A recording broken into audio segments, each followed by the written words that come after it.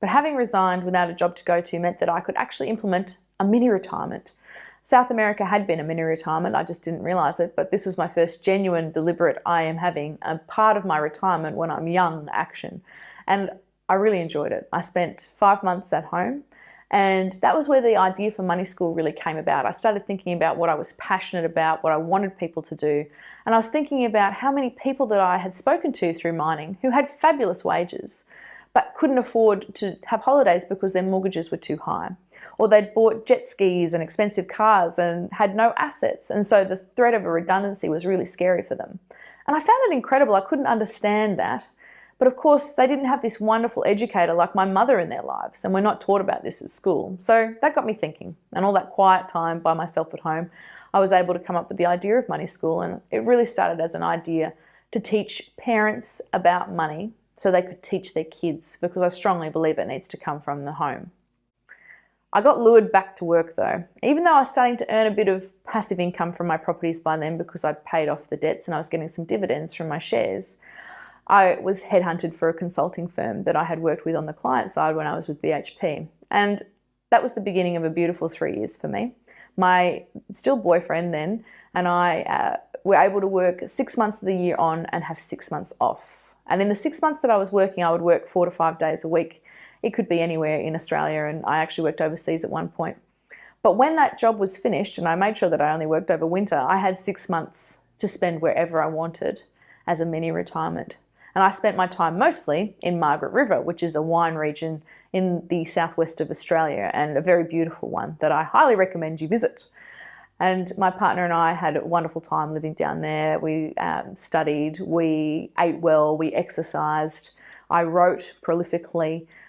He learned about motorbikes and mountain biking and had a fantastic time. And so we had this incredible experience of these mini retirements, having some of what would be retirement time brought into our youth.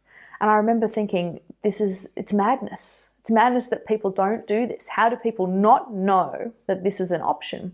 And of course, I had the luxury of having saved a lot of money, and I had paid down my debt, and I was starting to earn a passive income. And I realized that's what stops most people. Most people don't want to try mini retirements because they can't stand the idea of not having a wage, because they live month to month. And of course, this strengthened my resolve to work on Money School. And so that's what I spent my time writing about when I was in my mini retirements.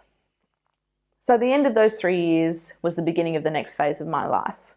I had my first child in February 2013, my beautiful daughter Zoe. And becoming a parent, for any of you who are parents will know that suddenly you start worrying about the world that you're leaving your children, and you think a lot about what you're saying to them and how to give them the best possible start you can in life. And of course, that got me thinking about all the things my mum had taught me and how lucky I was to have her influence, particularly in the financial arena. So soon after my daughter turned 1, Mum moved over to Western Australia where I was living to help me with her so that I could start working on Money School in earnest.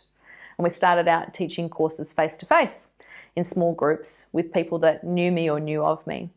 And I ran through a curriculum that took about 15 hours to deliver because there was a lot of questions to ask during it, which was great.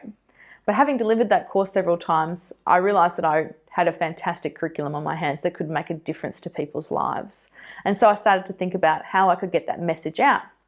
And of course, online courses are a great way to get that message out. So in early 2016, soon after the arrival of my son, Owen, I started working on the online course. And now I have built Achieving Financial Independence, the online course to show you how to build your own financial plan and how to teach your kids. And I am immensely proud of it, and I truly believe it will change lives.